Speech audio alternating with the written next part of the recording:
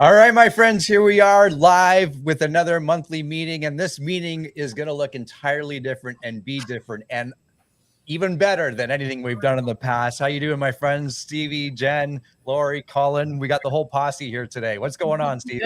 Good. Yeah. Awesome. Everything's good. Everything's good. So we got a lot of we have two featured guests today and a lot of cool things happening. Of course, today's video, we're coining it the Market Watch because we've invited, and with the thanks and help of Wasim Jarrah and his connections with Jason Mercer from Toronto Real Estate Board, Jason's agreed to come on with us this at the top of the hour. There's the radio talk for you. And he's also agreed, as he's going through his presentation, he's agreed if any questions come up, put them in the chat, and Colin and I will circle back to them and ask them those questions. So that's pretty awesome. And we have another special guest coming on in just a few moments that many of you may know of, and perhaps if you're newer to our brokerage, you don't know who she is, and she is an amazing speaker, and she has an awesome story which she's going to share with us, and it's all about being ready. I love it. Colin, how are you?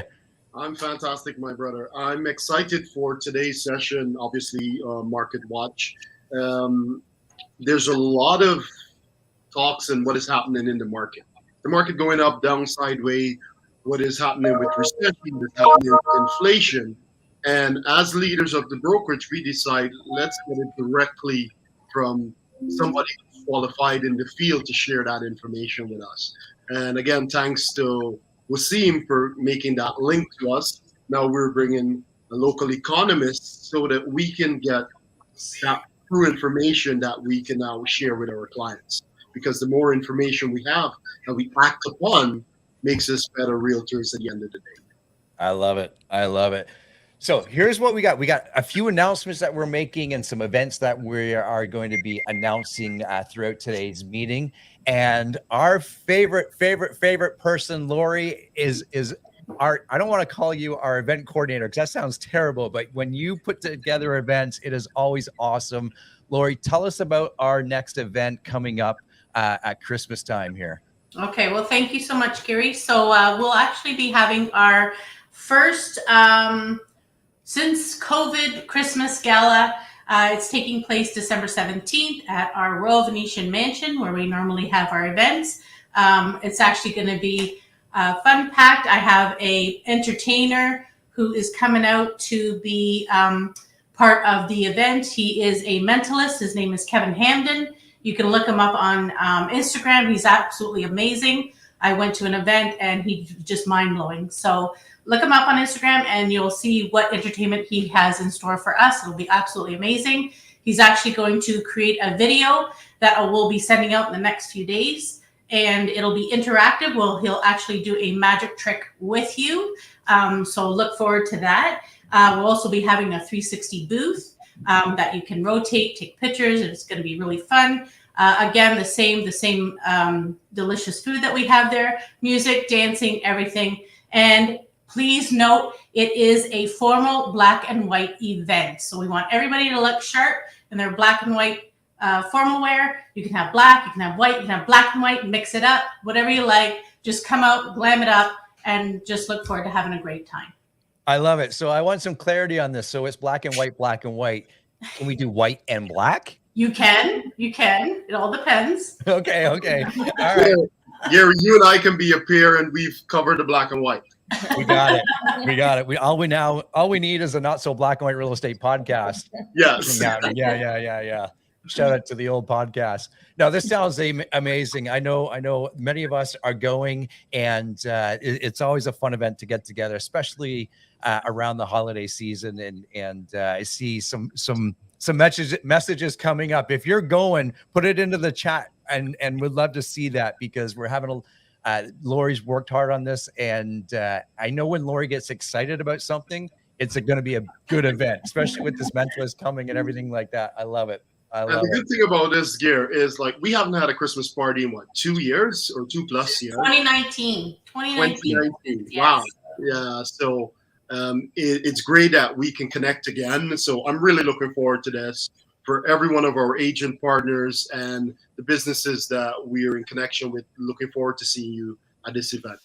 Yeah, good stuff. Good stuff. Lori, thanks for everything that you do, and we'll look for more information on that as the weeks go along here. Great. Very, Thanks. very good. All right. So here's what we're going to do at this moment. We're going to hand the meeting over to Stevie and Jen, and I'm not going to tee this up. You guys take it from here, and we love what you do for KW and how KW is, our brokerage of choice, and remind us, all the things that's happening in the good brokers of KW. I'm going to hand it over to you two now. Hey, Stevie. Hey, Jen, how's it going? Are you, first of all, are you going to the holiday party? Heck yeah. I'm Siri. really looking forward to it. Yeah. Oh, you said my name, Siri. Yeah, you can't say my name around Siri. You cannot, because she'll start talking. Okay, my bad. So what we wanted to talk about today was really just noticing that it's November. Like, I don't know if everyone's aware of that at this point in time, but it is the middle of November, and this is our last team meeting for the year. We have our vision coming up towards the end of December, but this is our last official team meeting. And so it often leads to this conversation, and Stevie and I were chatting earlier about this, looking back over the year that we have had. And it's been a crazy year. I know for me personally, with family and with the baby, and then with coaching and all the stuff that's going on, it's been like absolutely crazy. And a lot of growth and challenge and wonderful things have come from that. And it just leads to that time of reflection, right? Where you start to look back and go, what was good about this year? What was challenging about this year? What did I learn from this year? What am I going to carry in the next year? And Stevie, just to throw it over to you for a little bit, looking back on 2022, like what is some of the stuff that excited you and the things that you're grateful for right now? Yeah, I love that question, Jen. And the reason why is because I think that we get very, very caught up, like in our day-to-day lives. Obviously, life is busy. This business can be very, very busy. And I think on that day-to-day, sometimes we actually forget like how good we have it. Right. Yeah. And we've gone through a lot in the last, 2 years in general. And again, even just within our industry, but we do, I think, tend to forget how good we have it sometimes. And so when I reflect back on the year and just seeing how many changes KWRC has had, but all for, the better. And there's been so much positive that has come out of it. And one of the biggest things that I actually want to bring to light, and I want to say how not only thankful I am for it, for this service that we have, but also like a shout out to the people who provide this service, is our broker hotline. Yeah, that is like such a big one for me that stands out, that again, I don't know if people actually realize how big of a deal it is. I always say I meet with agents on a daily basis that are either switching brokerages or they're new and they're interviewing brokerages and they're getting all the info. And the response that I get when I talk to people about the broker hotline is always like out of this world. People can't even believe that we offer that. And one thing I always say is that I actually think we will start to see people adapting to what we've done with that. Because I actually think it should be like an industry standard almost at this point, that when a broker is a certain size, they need to have more support, right? So that's one thing that I'm super thankful for. And I'm sure there's some that you can share as well. Yeah, absolutely. I mean, it's so true, right? I never, to be honest with you, like I remember the broker hotline getting launched and I was like, that's really cool.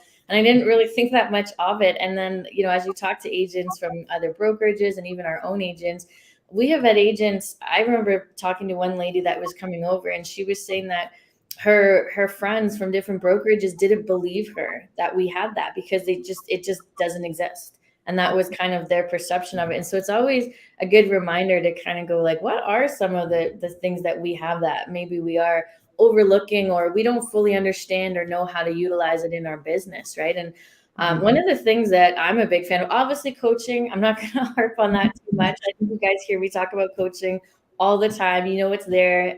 We're here if you need us.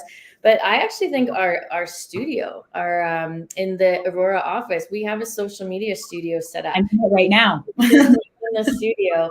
And we're both in Aurora on a regular basis. And it's so underutilized. And I don't know if it's an element of, not knowing how to use it or what to do with it or how to do it, or if it's more just about timing and planning ahead and being prepared to use it. But this is such an amazing tool. And again, it is something that I don't know of another brokerage that has an in-house studio, like including other KWs. So when we get to use it, I know you use it a lot for your business. We use it a lot on the coaching end and for podcasts. And when we used to do like my KWRC TV and things like that with Gary, and it's so convenient, it's free, it's accessible. And so I'm grateful, even though I know not everyone is using it, please do.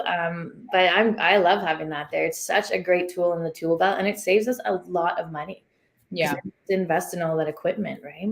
It's huge. Yeah. And that's exactly it. Like, it's not just about, we don't just have like a ring light. Like, guys, we have a friggin' podcast station. Like, the things that you can do, even if it's not something that you've ever thought of, like anything online marketing related, like whether it's just wanting to take photos for your social media, if you want to start a YouTube channel for your business, you want to start a podcast, we have everything here for you to be able to do it. Like, it's crazy. It's definitely no other brokerage that I know of has this, but especially in today's world with like online marketing and presence is so important. So especially if you're not someone who is super tech savvy, like come in and use this. If you're not sure of how to use the equipment and whatnot, we can help you out with all that. Like Jen and I have no problem showing you just how to like walk through the basics of using the equipment in here. It's very simple, but I agree, totally underutilized for sure. Yeah. And if it's something that you want to learn and you don't know how to implement it into your business, but you would like to, book time with myself or with Stevie, and we'll sit down with you and help you build out a plan around that. That is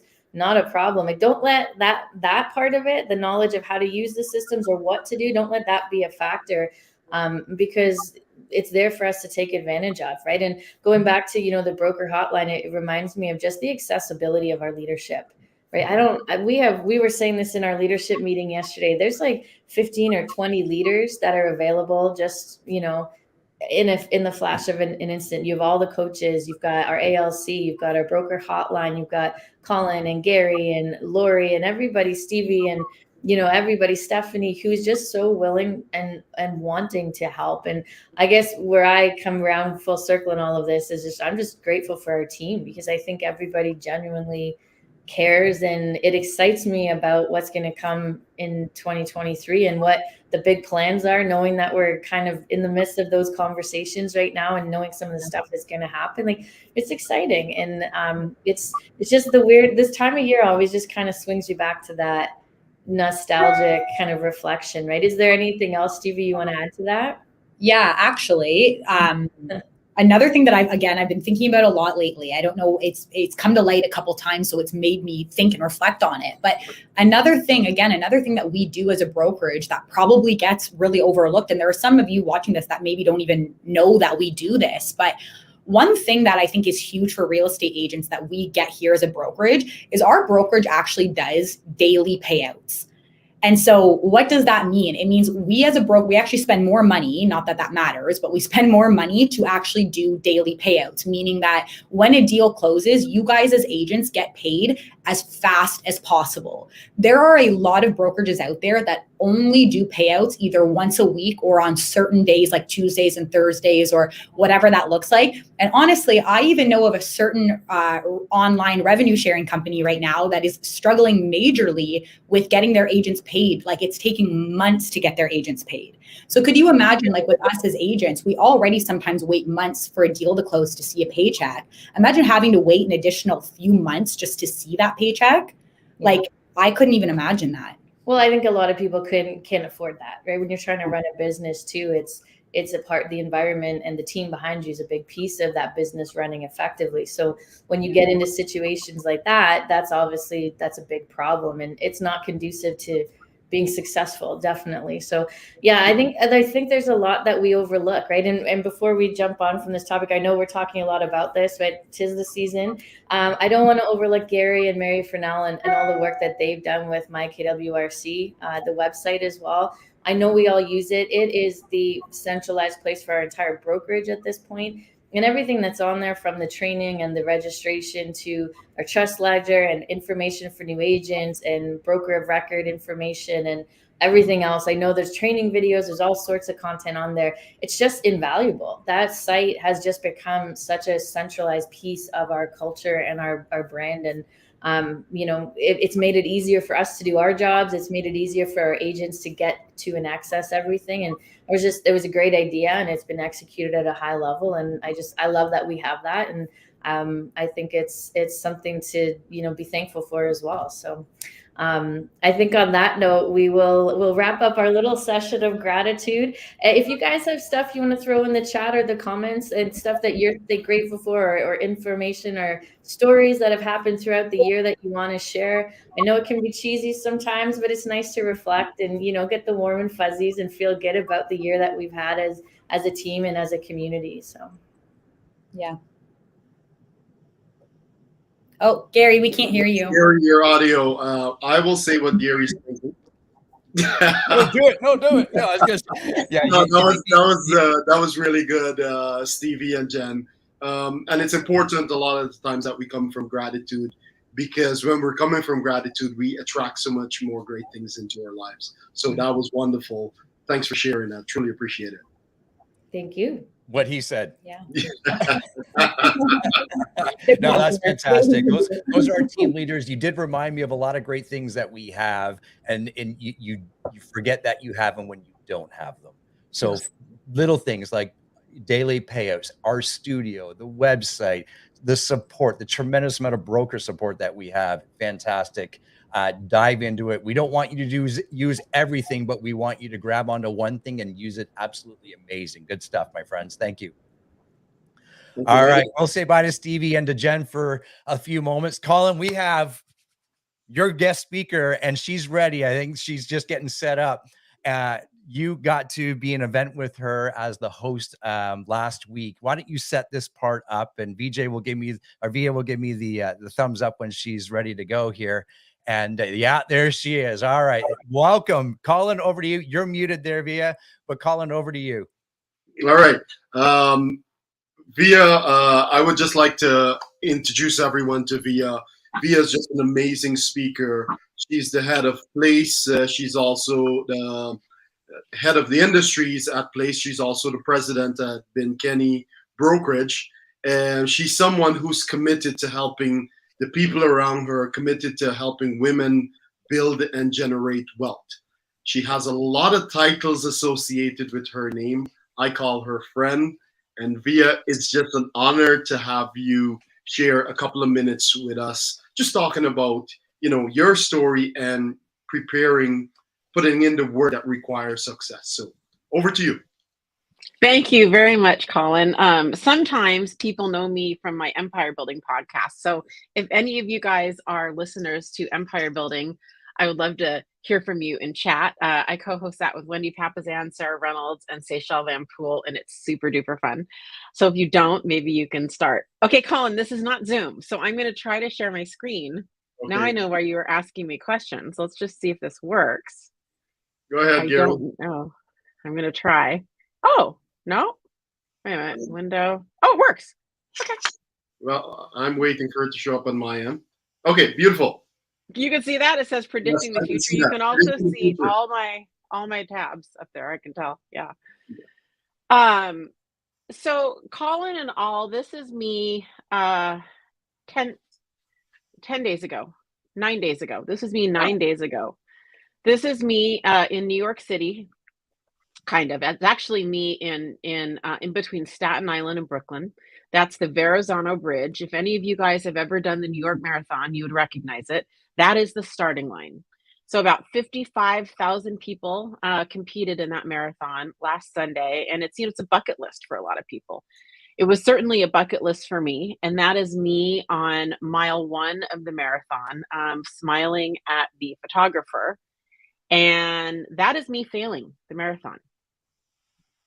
That is me failing the marathon.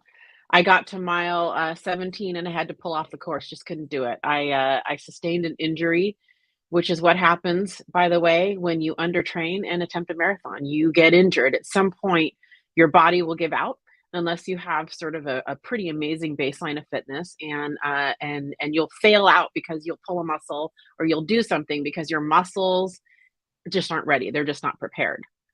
What Colin doesn't know, because I didn't share it last week, but since I have the privilege and honor to talk with you guys today, I thought I would add this in.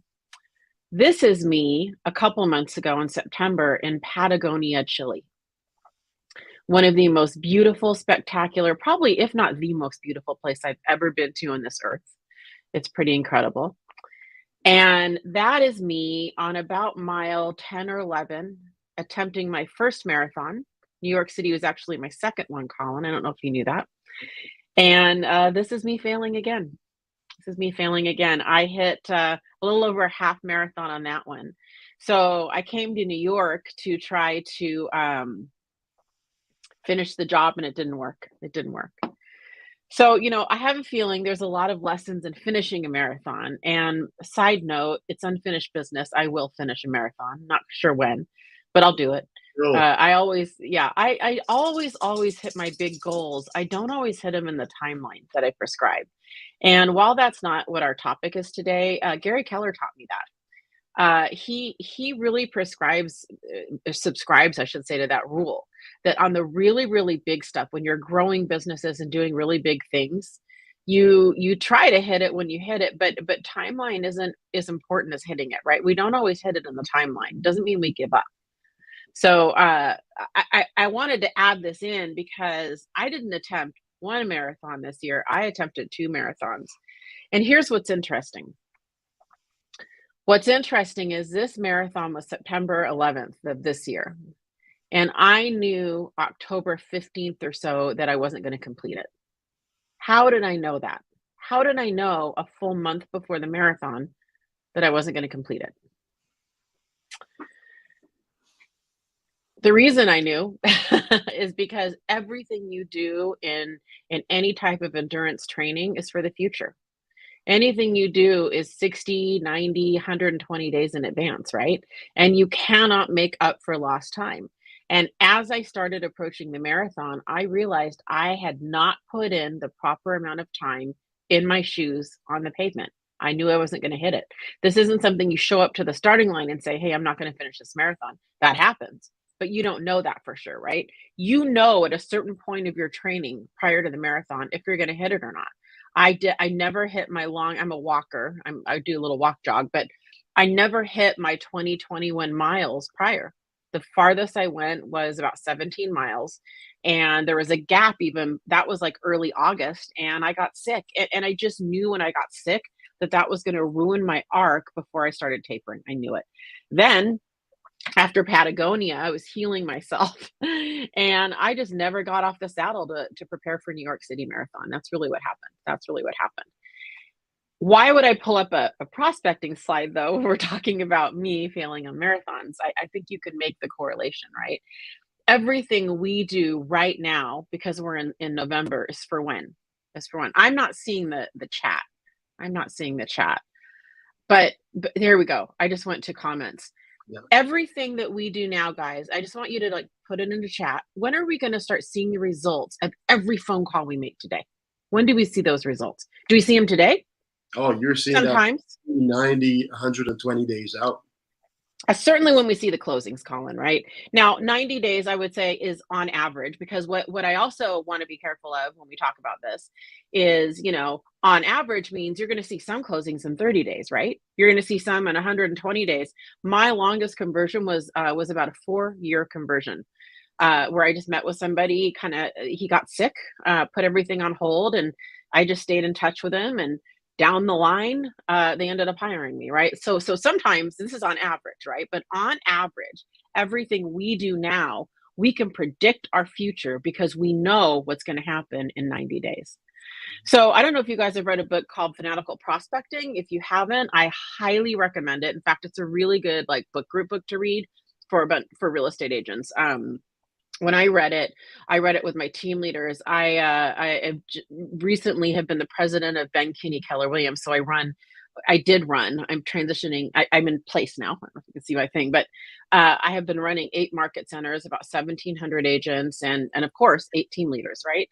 And I had all my team leaders read it. We all read it together and studied it. So I'm going to pull a couple things for you guys because I cannot stress enough right now in this market. I cannot stress enough how important it is right now for everybody to double down. This is the moment. We've got a shifting market. And I know after being in Toronto last week, you guys are faring a little bit better actually than most markets I'm seeing here. Please learn in advance. Your future, I can tell you right now, you are not in a vacuum. You are not in a silo. This is your moment. If you double down now, you will be good to go and have momentum against any course correction you guys have. And if you don't have the course correction, that doesn't suck either, right? If you don't have the course correction, what does this do for your first quarter, right? So anything we do now, if you do the math, we're going to start seeing closings end of January into February. And I know that sounds like it's a long way away, but how many times have you guys gone through the holidays, come back to the office in January and gone, oh, wow, man, I got a whole year in front of me. I have to figure it out. I got to get some business, right? This is your moment, right? This is your moment. So there's a couple principles I just wanted to run through, if that's okay, Colin. Prospecting is obviously essential to sales success, but it can be awkward and difficult. And I think that so much of our training focuses on what to do in the listing appointment, doesn't it? Like, what to do in the buyer consult, how to convert in those appointments. It's super, super important. But here's the deal. We don't have enough training on how to get the appointment. Do you feel that sometimes? Do you feel like there's all this focus on, like, I remember when I was a new agent, I'm like, okay, this is great. Like, I'm seeing all this thing on how to do the appointment, but like, how do I get the appointment? Yep. If any of you guys have ever felt that, then you are not alone, right? So I think that part of it, and I think what Jeb Blount, the author, said was so smart. He said that salespeople don't like interrupting prospects because they don't like being interrupted. Anyone else relate to that? Like, you don't like being interrupted. So you tell yourself you don't want to interrupt someone else, right? And the fact of the matter is, and this is my interpretation of Jeb Blount, and I say it all the time, all top sales performers are great interrupters. You have to come to peace with the fact that you are going to interrupt people's day by calling them, by texting them, by messaging them. And you have to understand that what you're selling, which is yourself and your services, are so much value that it's worth it. And what I say, what my little self-talk there is that, whenever I see one of my friends or family or people down the street with a not so good agent, we all know them. We all have not so good agents in our market. So when I see them, I think, oh man, I should have called them. Anyone else? I think, oh man, I should have called them. And that really does help me have the courage behind my convictions, because I think if I don't call them, then they're not going to have a chance to work with me. And I truly know I have their best interests at heart. I truly know I'm going to get them the most and be the best negotiator for them, right? And so it's really, really important that we face what it is that we have call reluctance for. Call reluctance happens for 2 reasons and 2 reasons only. You should probably write this down. Number 1, you don't know who to call. Number 2, you don't know what to say. So, not knowing who to call, I know you're looking at me going, well, we know who to call. Yeah, we call our database, we call the people we met at the open houses. I understand that. But I ask you what your method is. When you come in every morning, do you literally have a list of 11 databases to call in a methodical manner and some kind of an alphabetical type thing? Do you? And if you do, that's great. Most of us don't. Most of us don't. Bold does a really good job of kind of laying out this whole alphabetical process. We do it too at Place, and at Brivity, it's slightly different. Whatever your method is, somehow you have to divide your database and you have to prepare your list in advance. If you're a prospector, do you have your, are you ready to go on your Vulcan 7 or Red X or whatever your expired, listing sources and for sale by owner and whatever it is. I would urge you, and I would actually challenge you, most of you guys are not walking into your days prepared enough. So while you say to me, yeah, I know who to call, I get that. Do you actually have a call list with phone numbers attached, with scripts literally attached to them, knowing exactly what to say? And the answer is most of us don't. I'm guilty as charged. Like, I get it. The second one is that, I agree. We definitely want to text and message and all of this. I understand that.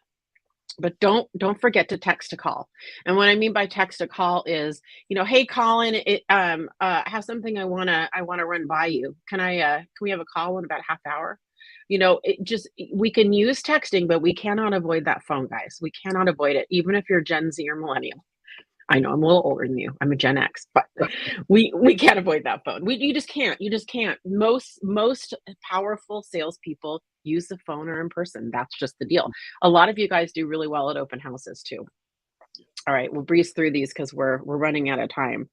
One simple tweak, and I actually challenged my team leaders to this yesterday, is when it's time to go home, or via addition, when it's time to finish prospecting for the day, make one more call. For some weird, freaky reason, salespeople report that one extra call is what gets them the appointment, strangely. 2 more slides, and then I'll let you guys go because I know that it's 1 and you have to go. What is the goal of every single real estate conversation that you have when you're in prospecting mode? What is the goal? Is it to sell yourself, Colin? No. It's to get the appointment. It's to get the appointment. Remember that. That is very subtle and very profound. When you're in sales mode and in prospecting mode, your only goal is to get the appointment. Now, when you're in the appointment, what's your goal? Put it in chat. What's your goal when you're in the appointment? To get an agreement? Yes, sign the agreement. To get something sold, right? But when you're in prospecting mode, your goal is to get the appointment. Every real estate conversation, guys, every real estate conversation should be to get the appointment. So how do you do your open houses? When you're at an open house and you meet a prospect, is your only outcome in your head when every word leaves your mouth, is it to get an appointment? What is a lead? What is a lead at an open house? Is it, hey, I bonded with them and I'm going to get their contact information and actually register and it didn't say Mickey Mouse 555-1212? No. Your goal is first and foremost to get appointments from open houses. Remember that. Now, also, number 2, we get contact information. I understand we can't always get appointments, but I want you guys to really, really think that one concept right now, so simple and yet so profound to your business. If you entered every single real estate conversation, your only goal is to get an appointment, what would happen, right? What would happen? Lastly, Colin, this is my favorite script, one of my favorite scripts in real estate. I probably have 2 or 3 of them. And it's to that point, no matter what the objection is, no matter what anybody's saying, my favorite script in real estate is, Colin, yeah, that's why we should meet. We should talk about more about that. That warrants more time. That's why we should meet. Does 4 o'clock or 7 o'clock work better for you? Right. So when they're talking about inflation, when they're talking about the economy is going up, down, sideways, that's why we should meet. Yeah, that's why we should meet. And what does that do? It gives you more time to prepare, doesn't it? Absolutely. Via, my friend, thank you for sprinkling us with these truth bombs. It was such a pleasure and a privilege to have you here. Thank you. Really looking forward to sharing more with you. This has been powerful. It's been awesome. Thank you. Thanks for having me. You're truly amazing and look forward to doing more with you. Thank you. I hope so, Colin. I really do. Bye, guys. Bye-bye. Take care. Awesome stuff. I always love her message. And if you're not in, I wish I could remember the name of her podcast. I have it on one of my feeds, and it's a powerful podcast from the investment standpoint. And really what it's investing doing, Colin, as we've talked about this many times before, is building wealth. Right? Building wealth. And Via is so passionate about helping women build and create wealth. A lot of her podcasts with Wendy Papasan is just around that. And they've done so much just to helping women, empire builders. Yes, that's it. Yes. Perfect. Thank you, Susan. So yeah, they've helped so many people build and create wealth. Very good. Okay, well, let's move along. Via, again, reach out to her and check out her podcast. Absolutely fantastic. She's a great leader in the industry. And as we mentioned right off the top, our good friend Wasim has graciously offered us a great invite and an introduction to Jason Mercer. And Jason's just about to jump online with us here, and he'll give us the thumbs up when he's ready. I think he's ready. And we'll sorry, I was getting notes here. I think something's wrong with my mic. I don't know. Anyways, you're good now. You're good. We're good. It's important to understand what our current market is doing. I was asked yesterday, in fact, Colin, Gare, I don't know how to, retain all this information. Do I have to memorize every single thing? No, you don't. That's why we have allies like TRREB and Jason Mercer come on with us. So we lean on them, and we lean on their research and their information. We don't have to memorize every single thing, because if you did, you'd never leave the office. Yes, right? But it's knowing where to find that information. It's knowing how to share that information with your clients and in your contacts and your sphere of influence, and having people like Jason come on board with us and online with us. That's tremendous help and support. So Jason, I'm gonna bring Jason on right now. Jason, thank you so much for giving up your time and sharing the next half hour with us. And we've arranged it where if there are questions, put them in the chat. And towards the end of Jason's time, we'll circle back to them, and Colin and I and Jason will perhaps address them. But again, Jason, welcome aboard, and thanks for doing this. Yeah, no problem. So I guess what I'll try to do here is share my screen here. Yeah. So for those of you, as Jason's just getting set up there, for those of you who don't know, Jason prepares all the market watch and as the economist, in fact, for TRREB. I see it there, Jason. So I'll share it to the stream here. There we go. And provides all that great information and the stats, and that's what his team does that we get every month. And we use that in our listing presentations. We use this information to help our clients make educated decisions, whether you're on the buy or the sell side. So Jason, I'm going to hand it right over to you. Sure. And if you want to interact with me and Colin, feel free to, but we'll be here, and it's all yours, my friends. Yeah. And if either you or Colin, like if someone's sending you questions, I mean, you can just interrupt me too. I mean, I've kind of taken a less is more attitude recently on doing these presentations. And so I probably don't have a slide for every single thing that someone may want to ask. But I think we'll cover it off as I talk. And I think more and more I'm happy to take questions and kind of answer people's individual concerns. And also,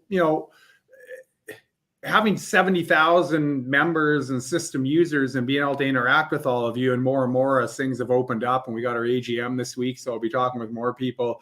I really like to hear what all of you are seeing on the ground, whether it be from the the buy side or the sell side of the market, and just what your clients are saying. I mean, we're out in the marketplace right now with Ipsos doing our latest round of consumer polling, and we'll release that early in the new year.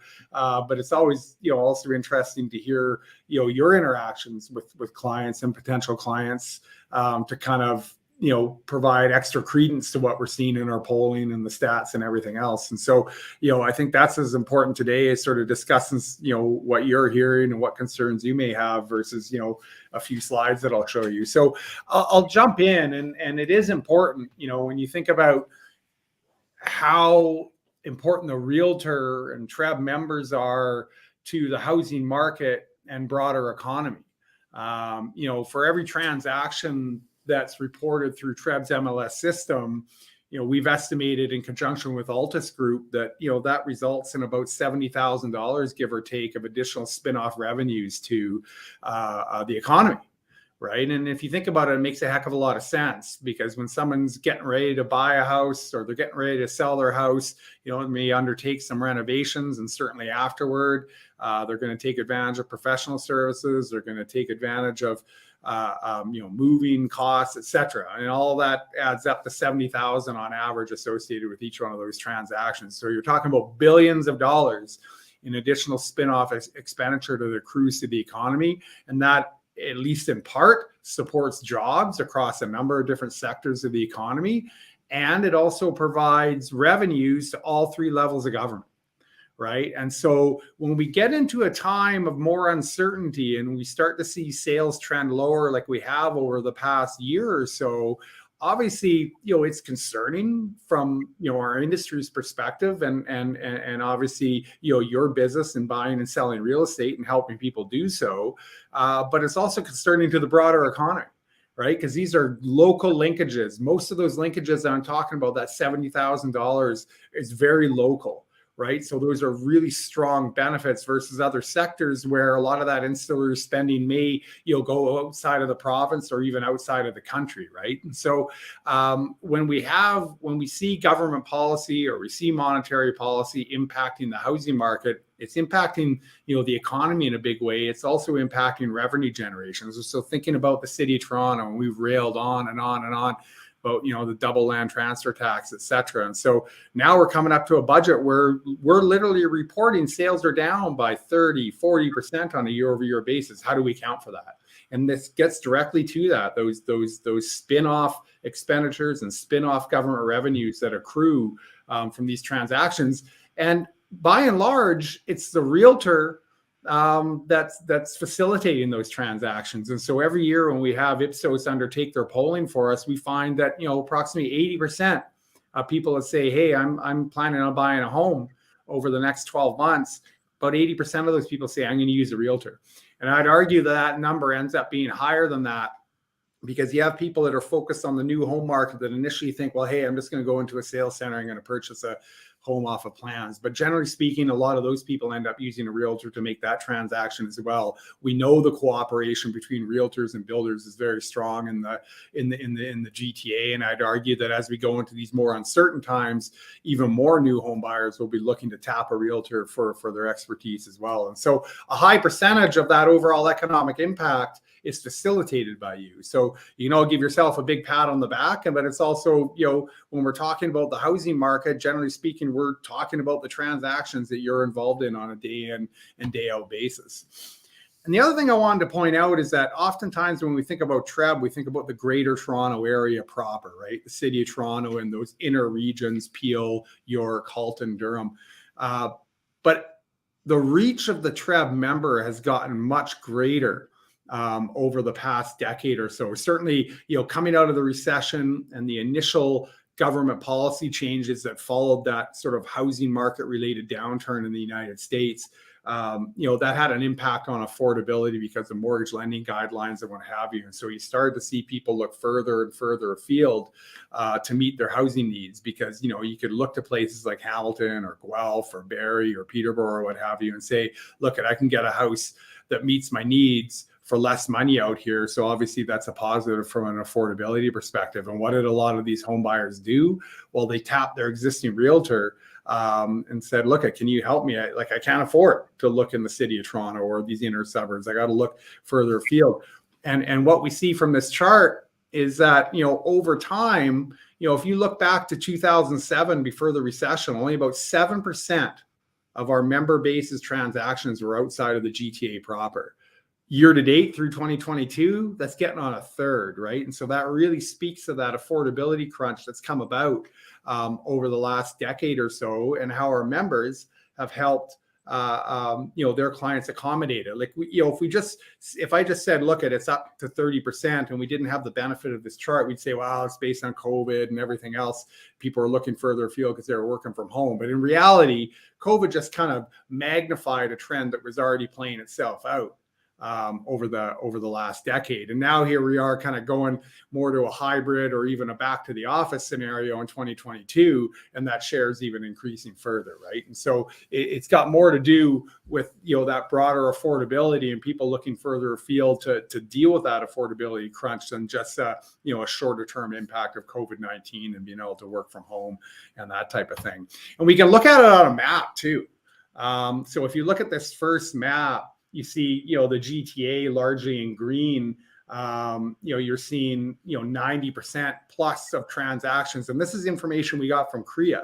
So if you look at active listings on realtor.ca, and this is from about a month ago, you're seeing 90% of the listings within the TRREB within the TRREB system in the GTA. And that makes sense. But look at further afield, even the light orange is 50% of active listings in those areas are on TRREB's MLS system, right? So this just goes to show sort of what that breadth is. And then we can expand it even further. If we look at the whole greater Golden Horseshoe, even getting out as far as Windsor and getting into areas like, St. Catharines and further up into Northumberland County and what have you, you're still talking about, 20 to 30% of transactions in those areas active listings in those areas are on TRREB's MLS system. So again, it just gets back to the breadth of market activity that you as TRREB members and realtors have. And it also, again, speaks to that previous slide where I show, your sort of market penetration has really increased over the past, decade to 15 years since the recession. And so now sort of drilling into more of the shorter term, sort of what we've been experiencing, I would say last year and even more so this year, because don't forget, if we start thinking about, sort of the impact of interest rates, the anticipation that the Bank of Canada was going to start raising rates, in the late sort of winter, early spring of this year actually started back in 2021. We actually started to see bond yields creeping up at the end of last year, and that started to actually have a bit of an affordability hit even before the Bank of Canada made their first move back in March. But since that period of time, they've been really aggressive, 50, 75 basis point hikes successively. And so, that's seen bond yields crank up dramatically. And as a result, actual contract rates. So these aren't like posted rates. This is actual contract rates reported by Statistics Canada. So if you took on a mortgage and you closed in October, for example, they're tracking the volume of that mortgage, the dollar volume associated with that mortgage, and the actual contract rate. So what you negotiated with your lender.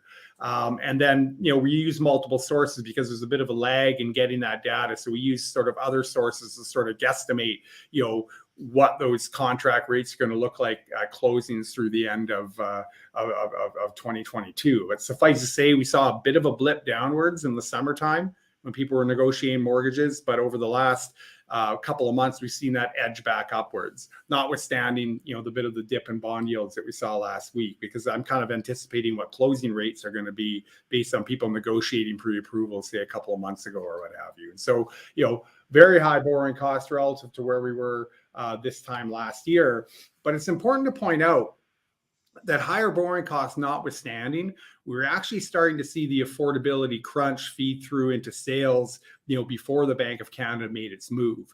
And this time last year, and even, beginning in, say, the spring, summer of 2021, that affordability crunch wasn't based on borrowing costs by and large. It was based on, very strong growth in home prices, right? I mean, we were measuring inventory levels in terms of weeks or even days in some neighborhoods within the GTA. And so that's why we were seeing that double-digit growth in home prices. And that was starting to have an impact, because even though people are moving further and further afield, even these sort of outer line areas in the Greater Golden Horseshoe, they're experiencing double-digit price growth as well.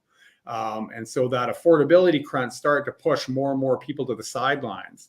We didn't notice as much, because we were reporting, record levels of transactions. Even though there was a downward trend in terms of sales relative to previous years, we were still reporting record. And so, that was sort of the mindset or psyche, is that we're seeing a record level of sales. And by and large, that was true. But sales were trending downwards. That affordability equation was already starting to have an impact. And obviously, it only just magnified when we got to March and the Bank of Canada started raising rates aggressively over that period of time. And so we can kind of see what the impact was then on monthly payments. And this chart, I think, is even more important than just sort of thinking about home prices. Because by and large, the great majority of people who are purchasing a home in the GTA or Greater Golden Horseshoe today are doing so through the use of a mortgage. And our polling suggests that, the average mortgagee is coming into a transaction with, 20% or more down. So they have a substantial amount of skin in the game from the perspective of that purchase, but they're still financing, 70 to 80% of that over the long term through the use of a mortgage. And so, that's really our measure. The cost of home ownership is what you're paying on a monthly basis to cover that principal and interest payment.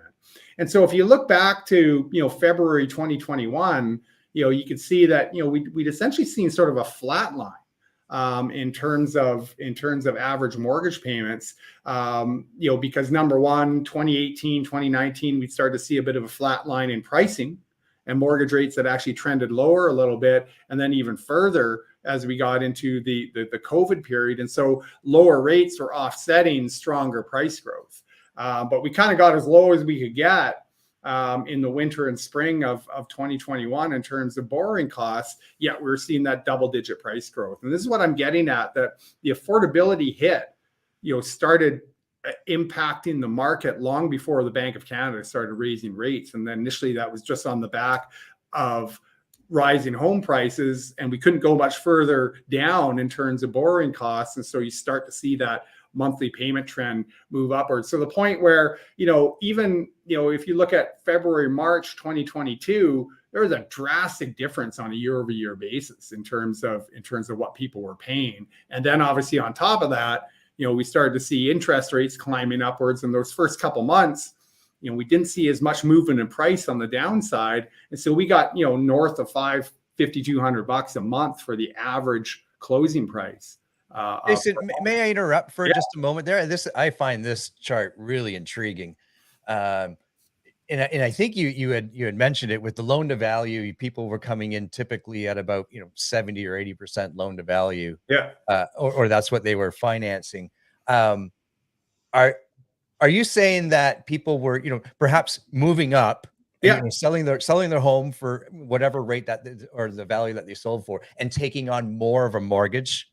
They weren't necessarily moving all their equity and leaving their mortgage balance where it was. They're taking on more. They're financing more. Yeah, if you're moving up in the market, it could be that the house you're selling, you'd built up, 50% or something like that in there, right? But then say you're moving from a semi into a single or something like that. Well, then, you're not going to have as much equity any longer because you're accounting for that bump in market value between that semi and the single. But because we'd seen over the past decade, generally speaking, people's equity is increasing just based on market value.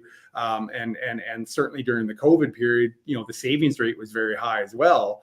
Our polling suggests that people were still putting down a substantial amount. There's often that myth that everyone that's buying a house in a high price environment is doing so with 5% down or what have you. But when you actually go and ask the question, even on the first time buyer side, down payments are higher than you'd think. And on the first time buyer front, they don't have home equity to take advantage of.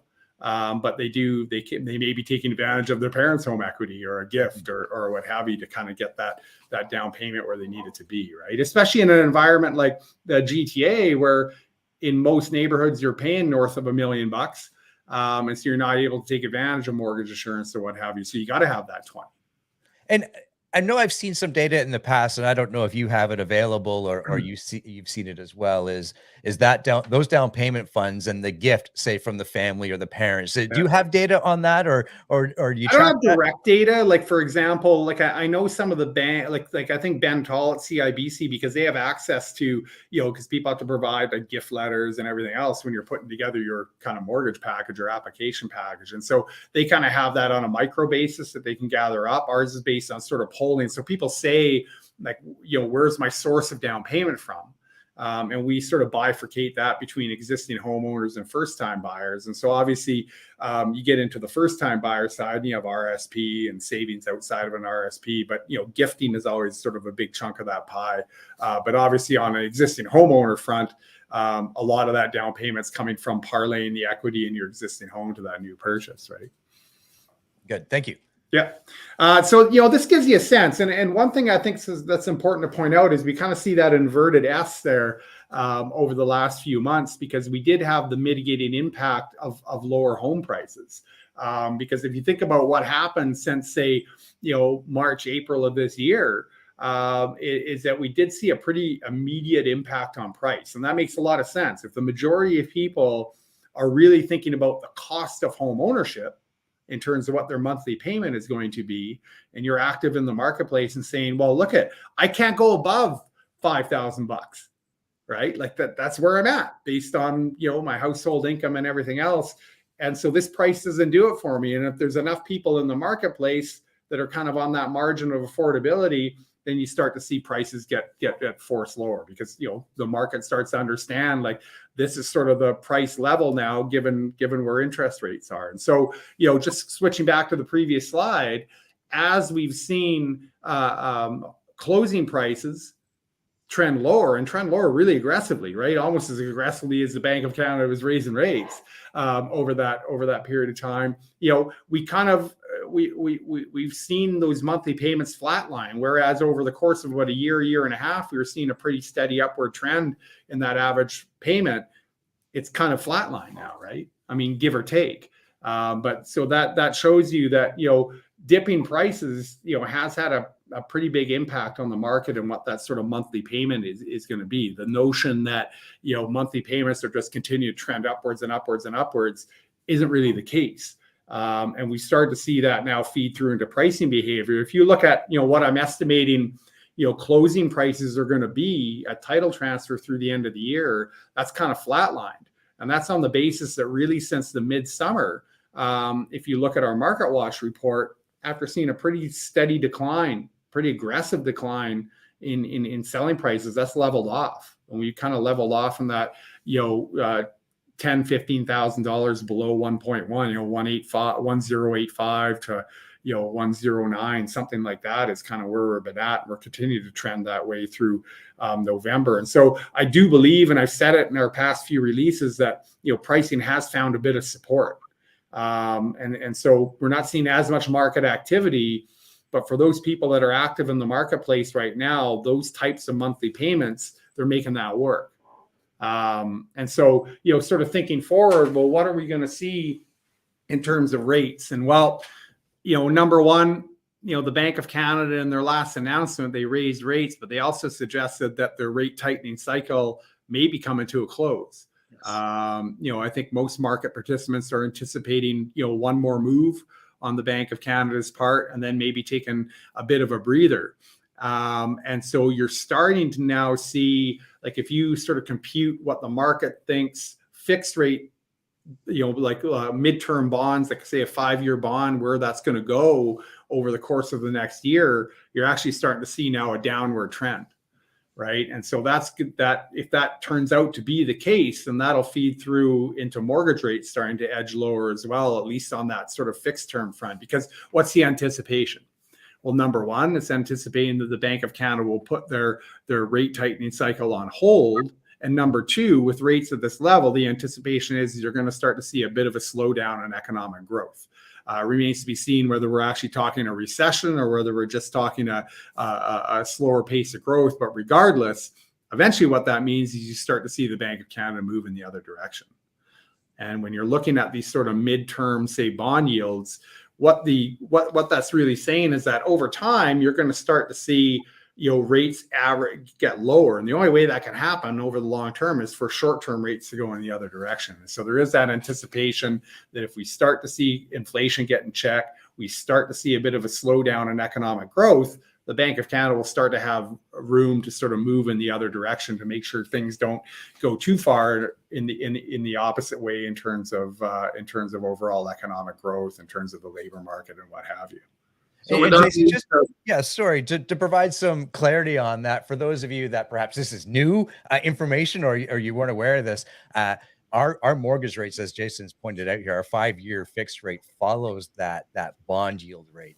And as pointed out here in his slide, today's bond rate is typically what we can forecast a mortgage rate to be in about 3 months. That's kind of a loose way to explain it. Yeah. Is that correct, Jason? Yeah. Yeah, that's right. And that's why I have, if you look at the legend on this chart, the green line, it's saying the Government of Canada bond yield from 3 months ago, right? Because it takes a while for that to kind of feed its way through the market. But, at the same time, the 5-year bond gives you a good sense of what it costs a lender to raise money to turn around and lend out to your clients in the form of a mortgage. And they're obviously adding to that yield some risk, there's profit in there and everything else, right? And generally speaking, over time, that spread is around 150 to 160 basis points. It sometimes tightens, it sometimes gets broader, depending on where you are in the marketplace and how much risk is perceived to be there. But over time, 150 to 160 basis points is kind of that spread. And you can see that here. It's pretty steady,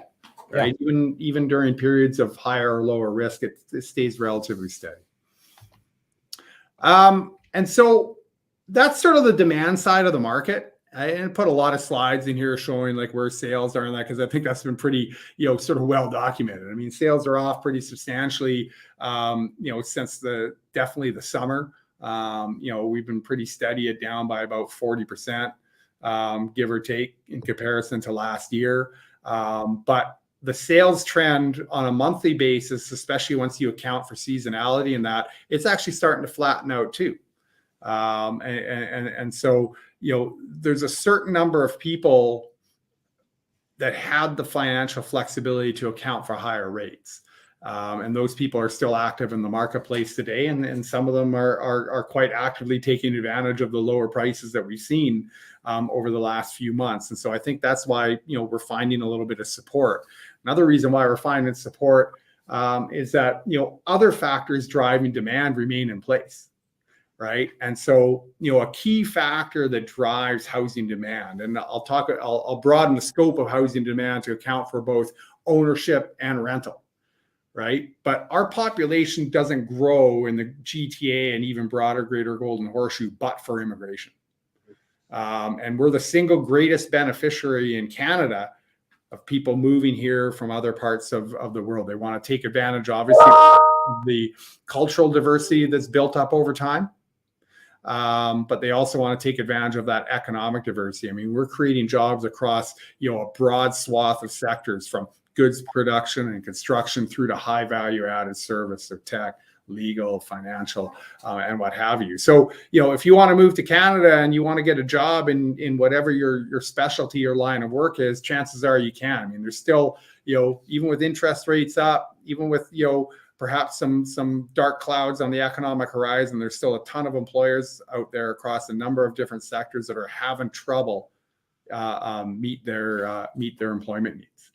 And so, that continues to see people move here from all around the world. And what we found, again, through our polling is that if you weren't born here, your propensity to buy a home is actually higher than someone who is born in Canada. And so that bricks and mortar investment is seen as really important for people moving here from other parts of the world. Some of the places they're coming from, home ownership wasn't an option either because of cost, or those sort of land tenure rights may not even exist in some of the areas where people are moving from. And so, number one, we find that the propensity to buy is higher, and number two, we also find that they tend to spend more on average. And so demographically, long-term housing demand has been supported by immigration, and it's going to continue to be, because we're looking down the barrel of record or near record levels of immigration for the foreseeable future. That's federal government policy. That's federal government economic development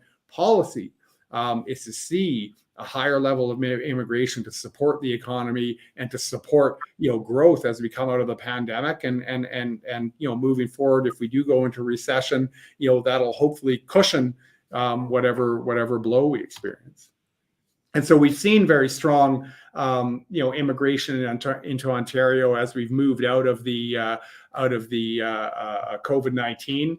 And I'd anticipate seeing that line sort of get back on the upward trend as we get, data for later this year, and certainly as we move into 2023 and 2024. Because immigration, I mean, it stopped because of COVID, because people couldn't move around. Immigration doesn't generally stop because of short-term economic fluctuations, right? Like if you're making the decision to move from one country to another, sort of the short-term economic impacts of interest rates and inflation, really aren't going to drive that decision and say, well, I'm going to stay put. Because chances are where you're coming from is also being impacted by, a similar situation. On top of that too, we're also seeing the unemployment rate in the GTA and Canada more broadly, at or near record lows. So again, if you want to work, chances are you're working. If you're looking for a job right now, chances are you're going to find it in fairly short order.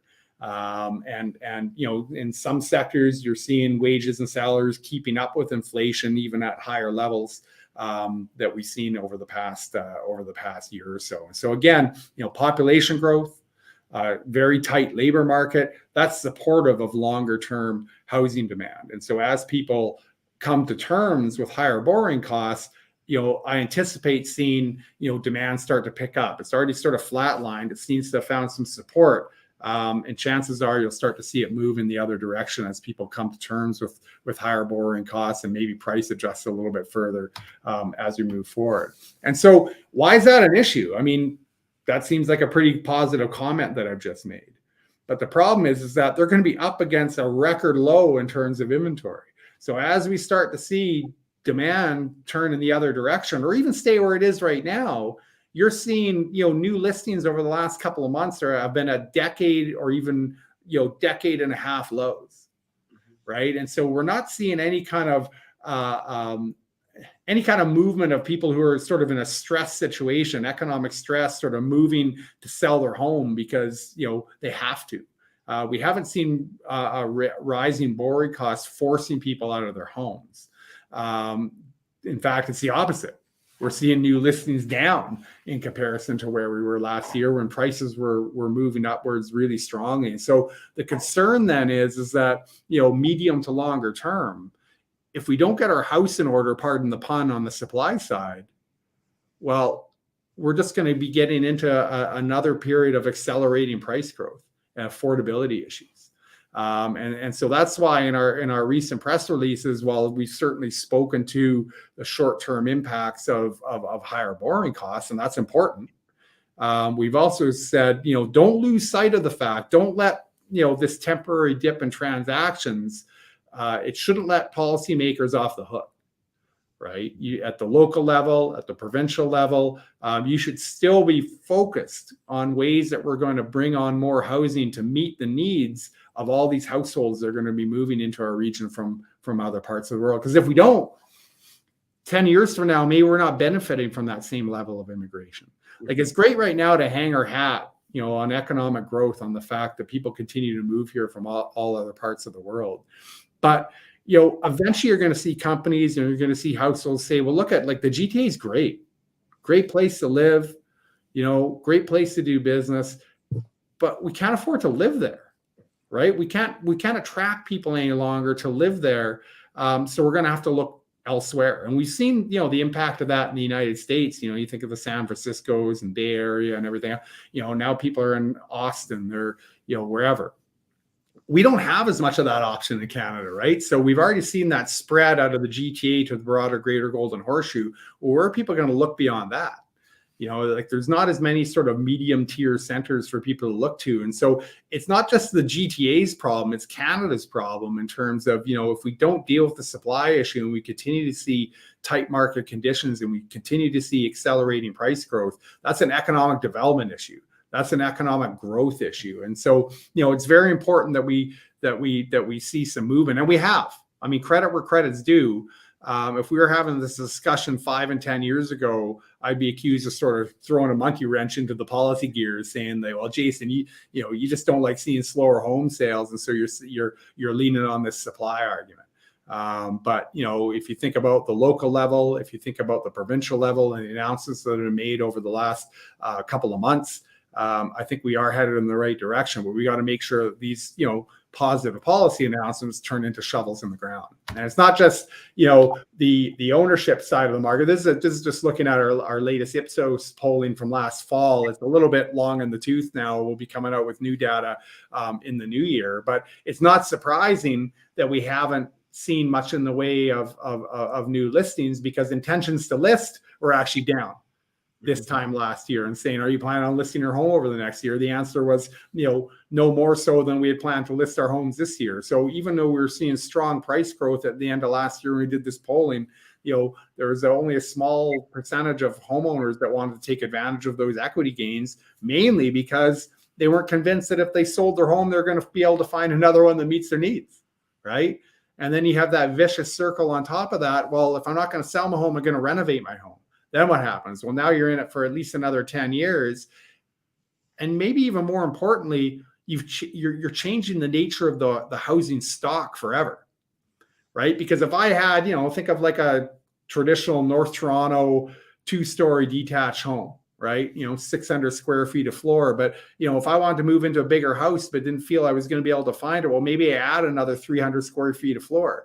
That house has now changed forever. And no longer is it, say, a house that someone's going to sell a semi-detached home for and move into this detached home. Now that's sort of out of that price range. And so you actually have now gaps in that housing continuum that weren't there before, because people are changing the nature of that housing stock because they haven't moved, they've renovated instead. And so that's presented issues as well. And so it's not just on the ownership side where we're feeling this supply crunch. If you look at, first-time buying intentions, back in 2016, we had over 50% of intending home buyers were first-time buyers. And now it's sitting below, or at the end of last year, or sitting below 40%. And I'd argue that it'll be lower than that when we see the latest Ipsos intentions, given interest rates and everything else. So where are these people going? Because we got an unemployment rate at record lows. The population's continuing to grow. So where are these people going? They're going to the rental market.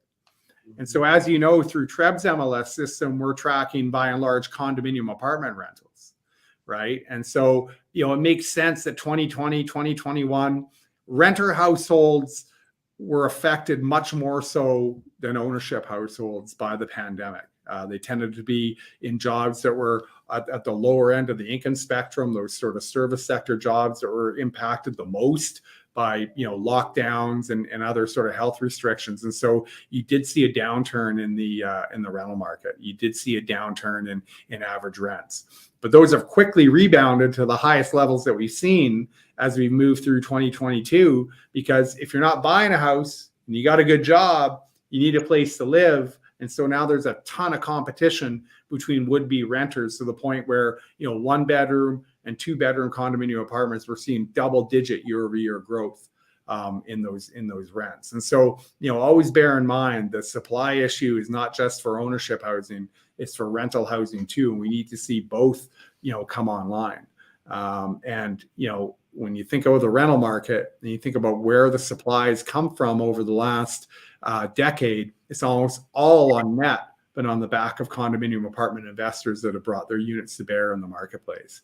A few months ago, there was an announcement in the media that the Minister of Housing was going to be there celebrating the breaking ground on some new rental, and we're talking like a few hundred units. Right? We need thousands of units. And, when we're talking about thousands of units in a given year, that's come from, investor held condos. The issue with that, of course, is that the number of investor held units that come into the marketplace, can ebb and flow based on investor expectations, based on uncertainty in the marketplace and what have you. We've actually seen, the number of new units on net coming into rental has been trending lower over the past couple of years. And so, we've been headed in the wrong direction from a rental supply perspective as well. So that's basically all I got. I kind of wanted to cover things off in a nutshell, cover interest rates.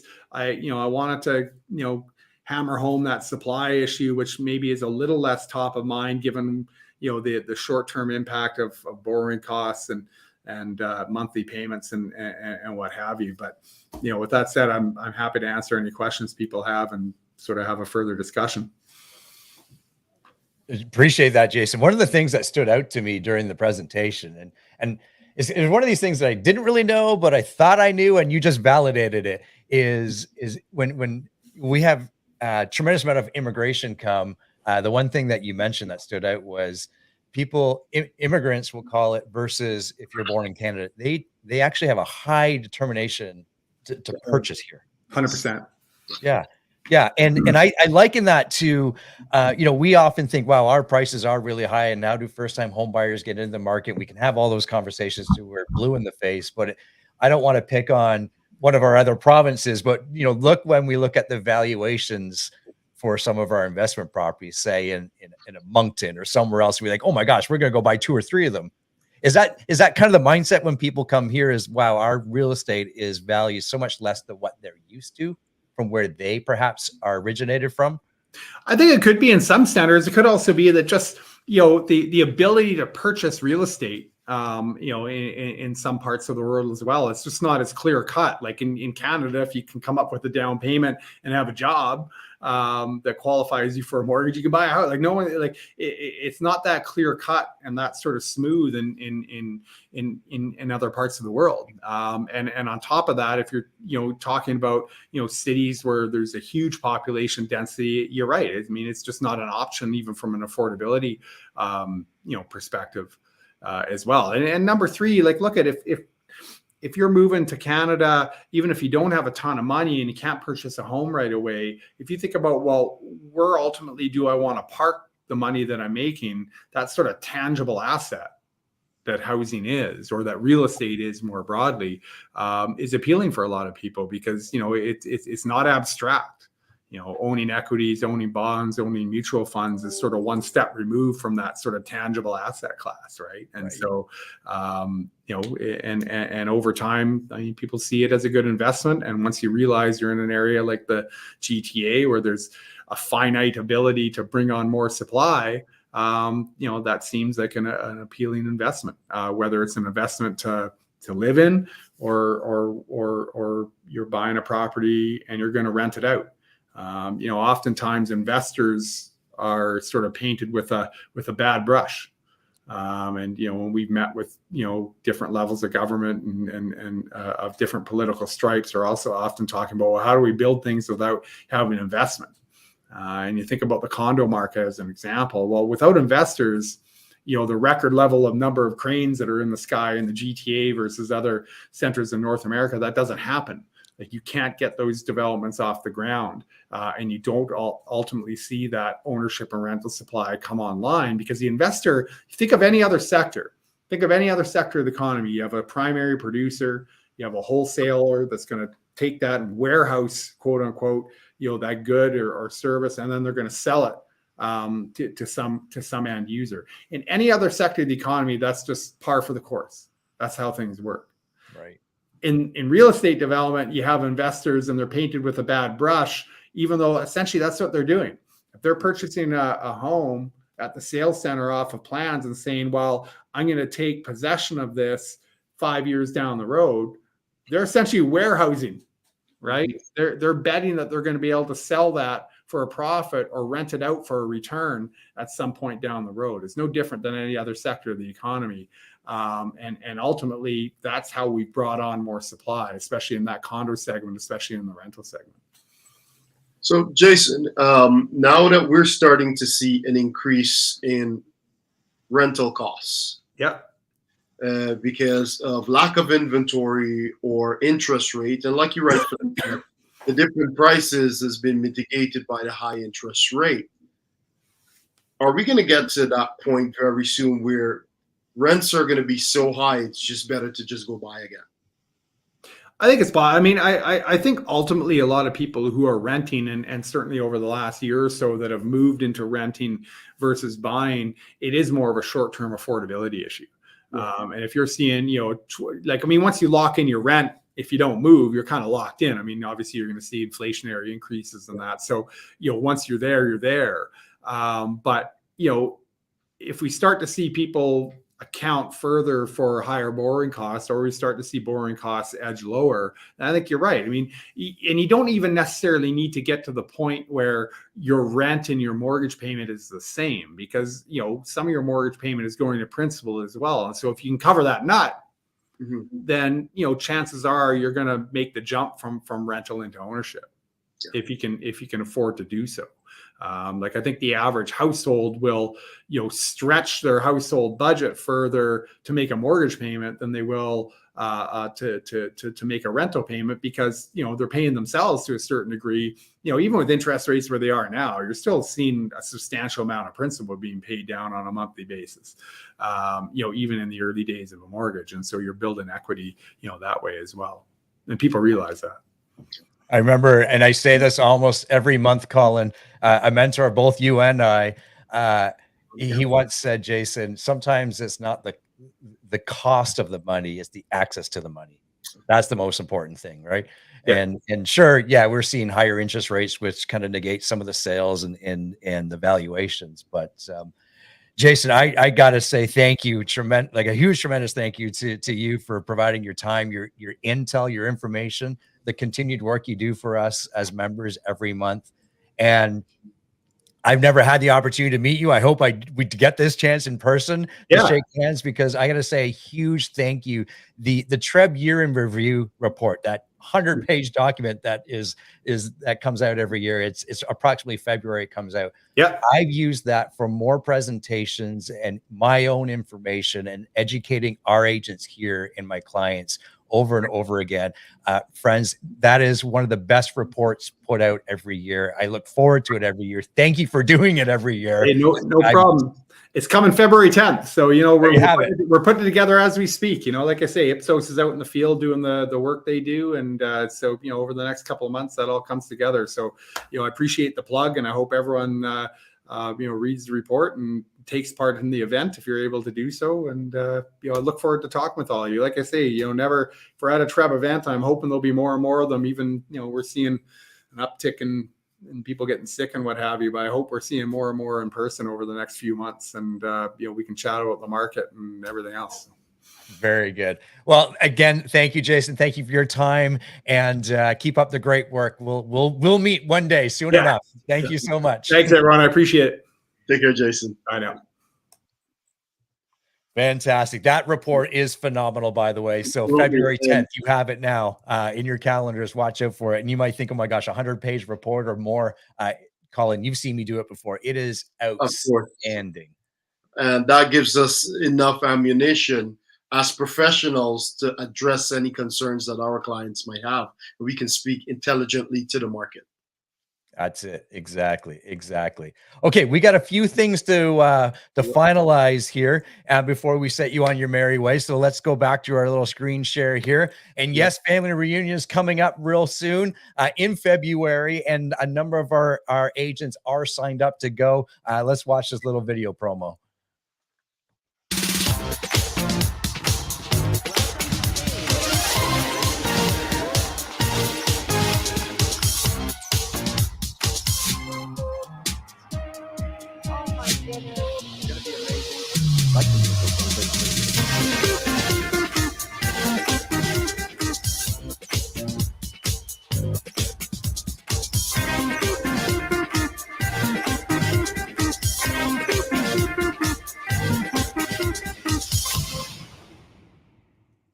That's right. Beautiful. February 18th to the 21st, family reunion in Anaheim, California.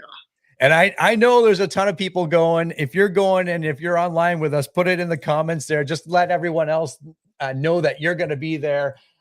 It's one of these events where it will change your business. And not only will it change your business, the ripple effect of what that does to you, your family, and everyone around you, and of course your clients, and how you get to service your clients.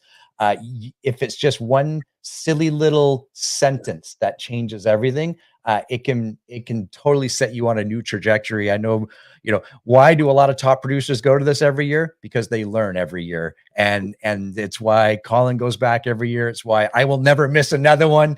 And I just look so forward to it. And it is an absolutely outstanding opportunity to just rub shoulders with like-minded people that want to grow their business as well. Absolutely. Good stuff. Okay, we got a few events coming up.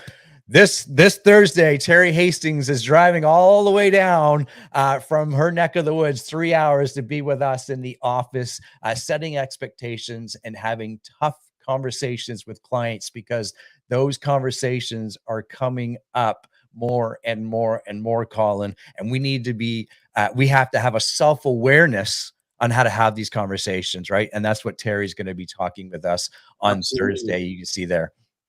This is a must attend session. You have listings on the market that are not selling, means your price isn't compelling enough. Terry will walk you through how to have those conversations. Yeah, I like it. And Wednesday, Jen and Stevie are hosting the Wine Wednesdays in our office in Newmarket, I believe it is. And that's a great opportunity. Just again, this is maybe a precursor, forget the wine part, but a precursor to family reunion where you're surrounding yourselves with like-minded people, rubbing shoulders with like-minded people, learning from each other, sharing. It's all these things about, sharing stories. What are you doing in this? So this is what I did. And I had a roadblock, but then I did this and I was able to get through it. Other people need to hear those types of stories because you don't know how you can affect them and vice versa. Very good. And then of course I like this one. Game of compliance. I like it. Game of compliance with Jonathan and Gail Hurst, and this is mandatory. So what this is, they're adding. We know being in compliance is not always fun, and you got to dot your I's and cross your T's, and everyone knows that's the last thing I want to do every year. But this is important to your RICO membership, and for those of you that want to come, actually, for those of you that are going to be there, because you do need to be there in the office, you will receive that certification or that stamp of approval to say that you have completed your 2-year mandatory compliance.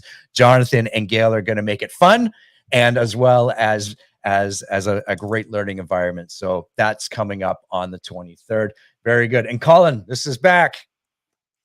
Broker Vision 2023. You remember we did this last year, right?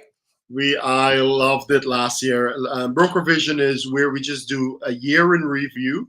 And as a leadership team, we talk about some of the exciting things that we have planned for the new year. So really looking forward to that on December 20th from 12 to 1 here in the Newmarket office. And most likely we're talking about having a potluck after. So it's going to be lots of fun.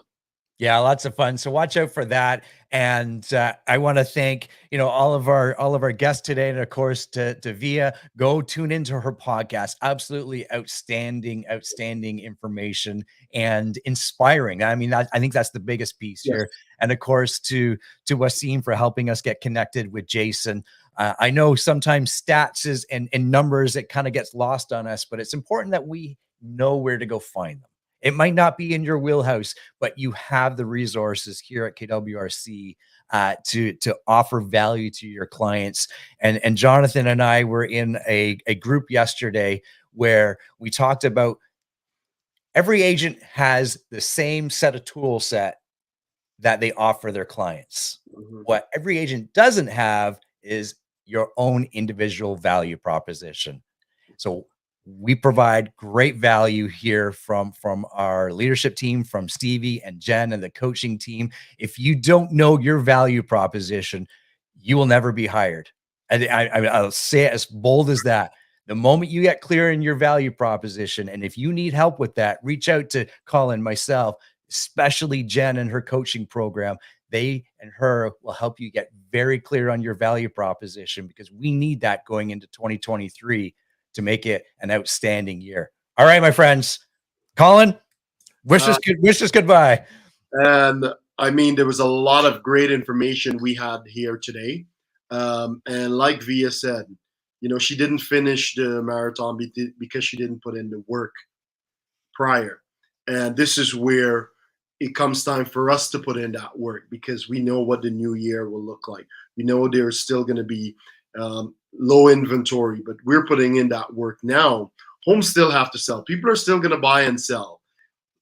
We would like them to choose our realtors here at Keller Williams Realty Centers. That's why we're bringing you all this information. On behalf of our leadership team, thank you very much. Have a fantastic day. Bye for now.